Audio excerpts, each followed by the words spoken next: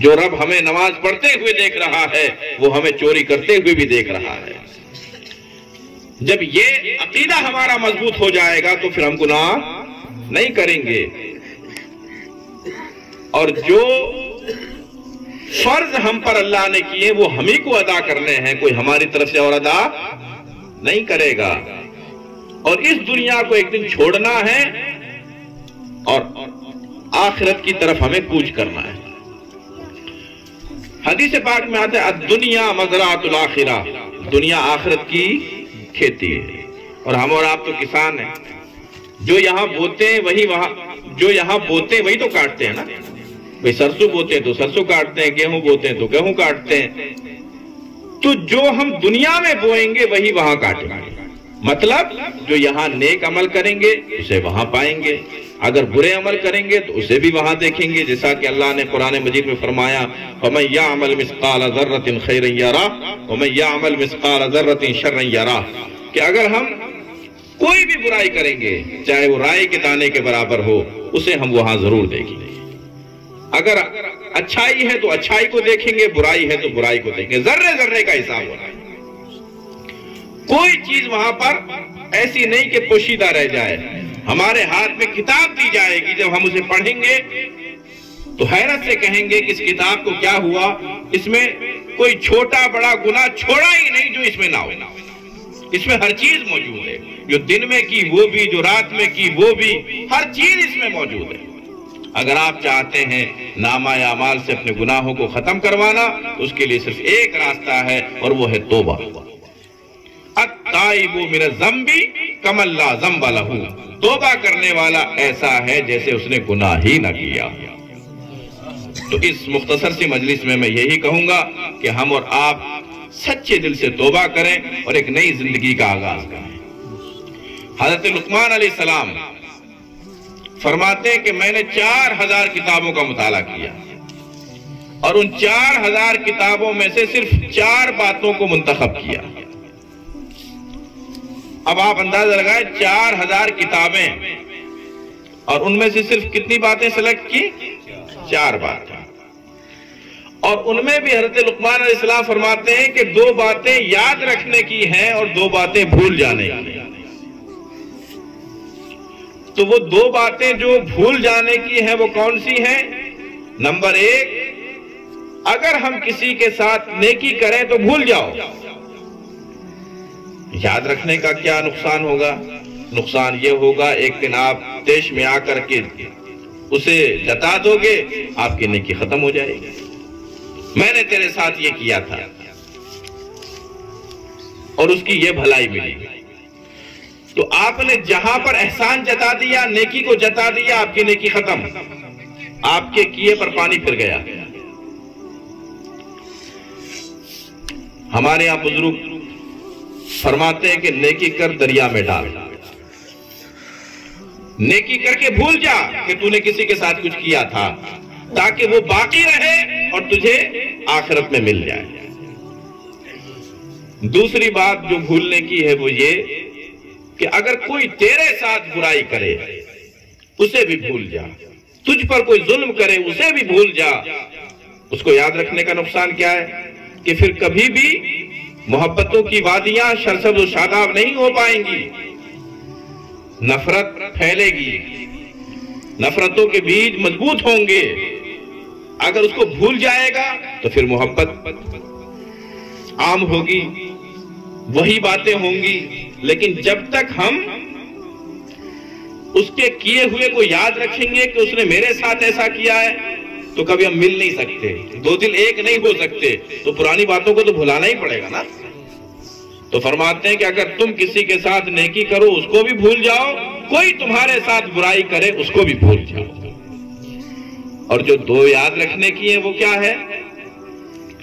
چاہے تم کتنی ہی غریبی میں چلے جاؤ، چاہے امیر بن جاؤ، کسی بھی حالت میں خدا کو مت بھولو، ہر حالت میں اللہ کو یاد رکھو، اس کی طرف سے عنایتیں ہوں تو شکر ادا کریں۔ اللہ فرماتا لئن شکرتم لازیدنکم ولئن کفرتم ان عذابی لشدید۔ اگر تم شکر ادا کرو گے تو میں اور زیادہ دوں گا، اور اگر تم میری ناشکری کرو گے تو میرا عذاب بڑا سخت ہے۔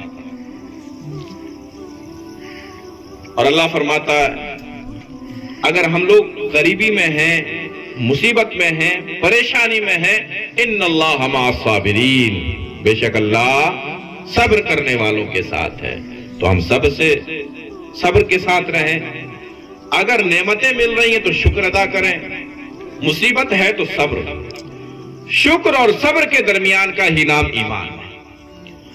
آپ غریبی میں آ کر، مصیبت میں آ کر اگر آپ نے اللہ سے شکوہ کر دیا تو بھی آپ ایمان سے گئے، اور اگر آپ دولت پا کر کے گھمنڈ میں چور ہو گئے تو بھی آپ ایمان سے گئے۔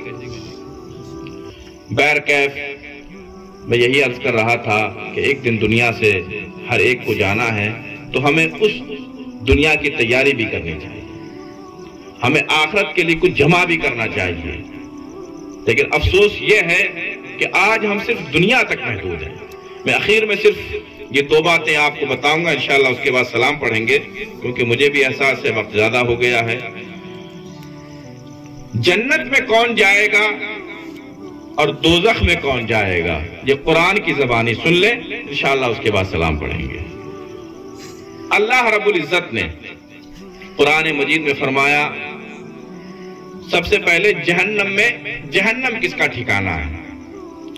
فَأَمَّا مَنْ تَقَى وَآثَرَ الْحَيَاةَ الدُّنْيَا فَإِنَّ الْجَحِيمَ هِيَ الْمَأْوَى۔ جس نے سرکشی کی، نافرمانی کی اور دنیا کو آخرت پر ترجیح دی، اس کا ٹھکانہ جہنم۔ سمجھ میں آ گئی آپ کو؟ سرکشی کا مطلب جو نماز نہ پڑھے، جو روزہ نہ رکھے، جو زکوٰۃ نہ دے، جو پیسہ ہونے کے باوجود حج نہ کرے، جو اللہ کی بات نہ مانے، اس کے رسول کی بات نہ مانے، یہ نافرمانی سرکشی تو ہے، تو اس کا ٹھکانہ کیا ہے؟ جہنم۔ اور جو دنیا کو آخرت پر ترجیح دے، اب آپ کہیں گے وہ کیسے؟ ہم نے کہا صاحب نماز پڑھنے لگ جائیے، دیکھیں گے جمعہ سے پڑھیں گے، جمعہ دیکھا ہے کسی نے؟ کل سے کریں گے، کل دیکھا ہے کسی نے؟ بھائی کل اور جمعہ تو بہت دور کی بات ہے، پل کی پتہ نہیں۔ سامان 100 برس کا ہے، پل کی خبر نہیں۔ لیکن ہم نے دنیا کو ہی سب کچھ سمجھ رکھا ہے، اور پھر کیا کہتے ہیں بہت سے لوگ تو معاذ اللہ، سگبار معاذ اللہ، دیکھی جائے گی، یہاں 2 دن کی زندگی ہے، مزے کر لو۔ نہیں، ہمیں اس بات کو یوں پلٹنا ہے کہ یہ 4 دن کی زندگی ہے، اس میں مزہ نہیں کرنا، بلکہ کیا کرنا ہے؟ دنیا کے اے مسافر، منزل تیری قبر ہے، طے کر رہا ہے جو تو 2 دن کا یہ سفر ہے۔ تو جہنمی کون ہے؟ یہ آپ کو قرآن پاک کی زبانی پتہ چل گیا کہ جو اللہ کی بات نہ مانے، اس کے رسول کی بات نہ مانے اور دنیا کو ہی سب کچھ سمجھے، اس کا ٹھکانہ جہنم۔ اور جنت کس کو ملے گی؟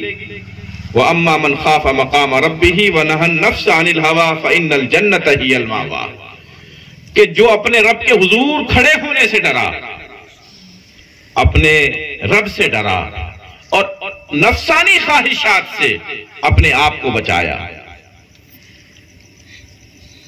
یعنی نفس کچھ کہتا ہے اس کی پیروی نہ کی، نفسانی خواہشات سے اپنے آپ کو بچایا، اس کا ٹھکانہ کیا ہے؟ جنت ہے۔ نفسانی خواہشات، ایک انسان کا نفس کہہ رہا ہے کہ نہیں ظلم کرو، لیکن وہ اس کے خلاف کرتا ہے، عدل انصاف سے کام لیتا ہے۔ کہیں اگر کوئی غلط کام ہو رہا ہے تو وہ اس کا نفس اگر کہہ رہا ہے کہ نہیں یہاں سے نکل جاؤ، نہیں وہ رک کر کے اپنے نفس کے خلاف وہاں رہ کر کے امر بالمعروف و نہی عن المنکر کی ڈیوٹی کو انجام دیتا ہے۔ یہ ہے اپنے نفس کے خلاف کرنا۔ نفس کہتا ہے کہ سب بستر پہ سوتے رہو، لیکن نہیں، نفس کے خلاف اٹھ کر کے وہ مسجد میں جاتا ہے، تہجد ادا کرتا ہے، مسجد میں جاتا ہے، فجر کی نماز ادا کرتا ہے، یہ ہے نفس کے خلاف کرنا۔ تو بہرکیف جو اللہ سے ڈرے گا اور جو اپنی نفسانی خواہشات سے اپنے آپ کو روکے گا، اس کا ٹھکانہ کیا ہے؟ جنت۔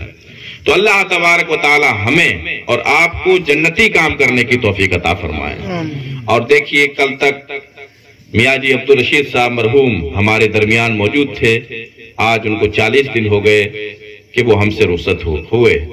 اللہ تبارک و تعالی ان کو پل پل غریق رحمت فرمائے اور ان کے درجات بلند فرمائے. پسماندگان کو صبر جمیل عطا فرمائے. ایک دن سب کو ہی اس اصلی گھر میں جانا ہے، اور یاد رہے کہ یہ جو قبر ہے نا، یہ آخرت کی منزل میں سب سے پہلی منزل ہے. حضرت عثمان غنی رضی اللہ تعالیٰ عنہ جب قبرستان جاتے تو اتنا روتے کہ آپ کی داڑھی مبارک تر ہو جاتی. کسی نے پوچھا کہ حضرت آپ کیوں روتے ہیں؟ فرمایا کہ یہ آخرت کی منزل میں سب سے پہلی منزل ہے. اگر یہ آسان ہو گئی تو بقیہ منزلیں بھی آسان ہیں، اور یہی آسان نہ ہوئی تو باقی منزلیں بھی مشکل. تو اللہ تعالی ہم سب کی قبر کی منزل کو آسان فرمائے. اور ایک محاسبہ کریں. حضرت شیخ المشائخ مولانا محمد عمر شاہ صاحب راجشاہی سوندوی علیہ الرحمہ فرماتے ہیں کہ ہمیں چاہیے کہ ہم رات میں اور تہجد کے وقت اپنے پیر سے کیے ہوئے وعدے کو دہرائیں، اور یہ خیال کریں کہ ہم اپنے پیر سے کیے ہوئے وعدے پر کتنا جمے ہوئے، اور ہم کون کون سے ایسے کام کر رہے ہیں جو اس عہد کے خلاف ہیں. اپنا محاسبہ کریں کہ ہم نے پیر کے ہاتھ پہ ہر گناہ سے توبہ کیا تھا، آخر ہم کون کون سے گناہوں سے اپنے آپ کو بچا پا رہے ہیں اور کون سے گناہوں سے نہیں بچا پا رہے ہیں. تو فرماتے ہیں اگر ذرا سا خیال کر لے انسان تو اس ذرا سے خیال سے انسان بہت سے گناہوں سے بچ جاتا ہے. لیکن آج کل ہم نے بیت کو بھی رسم سمجھ رکھا ہے، اور حقیقت تو یہ ہے کہ جب ہم نے کلمہ طیبہ پڑھ لیا لا الہ الا اللہ محمد الرسول اللہ صلی اللہ علیہ وآلہ وسلم، تو اسی وقت ہم پر یہ چیز لازم ہو گئی کہ اب ہماری مرضی ختم. اب مرضی چلے گی اللہ کی اور اس کے رسول کی. اور اللہ تعالیٰ نے صاف فرما دیا ما آتاکم الرسول فخذوہ وما نہاکم عنہ فانتہوا، کہ میرا حبیب جو تمہیں دے وہ لے لو، جس سے یہ منع کرے اس سے رک جاؤ. تو ہمیں وہ بات ماننی ہے جو ہمارے نبی نے فرمائی ہے، اس بات سے الگ ہونا ہے جس سے نبی نے منع فرمایا ہے. اس کو آپ پلے گیٹ لگا لیں، اور انشاءاللہ صبح ہی سے، یعنی آج اس مجلس کے بعد سے ہی، اس مجلس ہی میں آپ یہ عہد کر لیں کہ انشاءاللہ ہمیں ایک نئی زندگی کا آغاز کرنا ہے، اور ہمیں اللہ اور اس کے رسول کے بتائے ہوئے طریقے پر چلنا ہے، صحابہ کے طریقے پر چلنا ہے.